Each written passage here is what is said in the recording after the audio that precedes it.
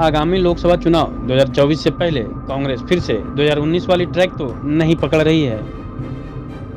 कहीं नीतीश कुमार के बढ़ते लोकप्रियता से कांग्रेस घबरा तो नहीं रही है। दरअसल कर्नाटक चुनाव के परिणाम के बाद ऐसी आशंका जताई जा रही थी कि कांग्रेस के तेवर अब बदले बदले नजर आएंगे। हालांकि अगर देखा जाए तो लोगों का अनुमान सही साबित होता दिखाई दे रहा है।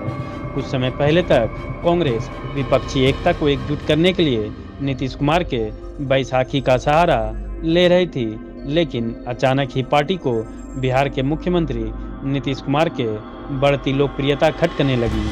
हालांकि कांग्रेस को ऐसा महसूस हो रहा था कि भाजपा को रोकने के लिए उनके द्वारा विपक्ष को एकजुट करना मुश्किल है, तो पार्टी के वरिष्ठ नेताओं ने एक तरह से नीतीश कुमार को विपक्षी एकता के संयोजक की भूमिका दे दी। वहीं बिहार के मुख्यमंत्री नीतीश कुमार ने इस काम को बखूबी निभाया।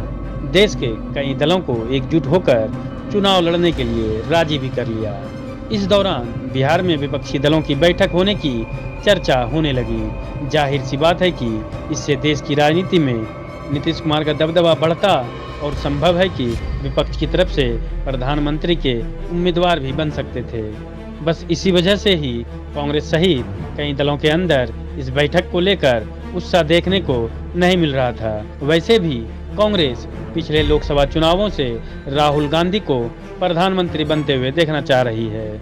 ऐसे में 2019 लोकसभा चुनाव की तरह एक बार फिर विपक्षी एकता खतरे में नजर आने लगी है। लेकिन नीतीश कुमार ने भी कोई कच्ची गोटियां नहीं खेली है।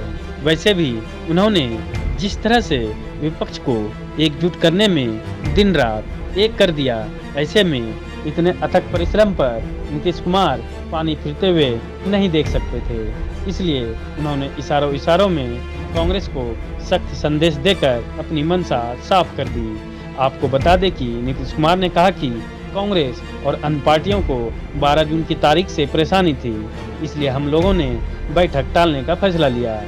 उन्होंने कहा कि हमने कांग्रेस को भी कहा कि आप भी आपस में बात तय कर लीजिए और उसके बाद जो भी तारीख तय होगी उस दिन बैठक होगी।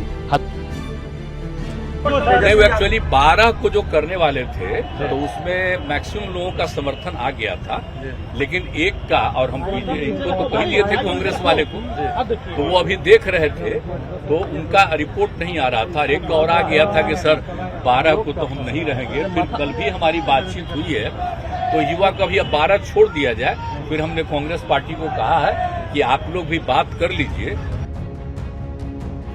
हालांकि नीतीश कुमार ने सभी पार्टियों को दो टूक शब्दों में कहा कि ऐसे सभी दल जो बैठक में भाग लेने के लिए सहमत हैं, उनके पार्टी प्रमुख ही शामिल होने चाहिए। उन्होंने कहा कि अगर कोई पार्टी कहती है कि बैठक में पार्टी प्रमुख की जगह कोई और नेता उनका प्रतिनिधित्व करेगा तो वह स्वीकार्य नहीं होगा। दरअसल ऐसी खबरें आ रही थी कि राहुल गांधी और कांग्रेस के राष्ट्रीय अध्यक्ष मल्लिकार्जुन खड़गे 12 जून को व्यस्त हैं, इसलिए कांग्रेस की ओर से पार्टी की तरफ से कोई और नेता बैठक में भाग लेगा। पर नीतीश कुमार ने इसे सिरे से नकार दिया। यानी कि नीतीश कुमार ने सख्त संदेश में कह दिया कि विपक्षी दलों की जब भी बैठक होगी उसमें पार्टी के प्रमुख या उनके वरिष्ठ नेताओं को मौजूद रहना होगा। वैसे भी पार्टी के बड़े नेताओं के मौजूदगी के बिना बैठक का कोई खास महत्व नहीं है। देखिए, बात यह है कि सबको हेड को आना है।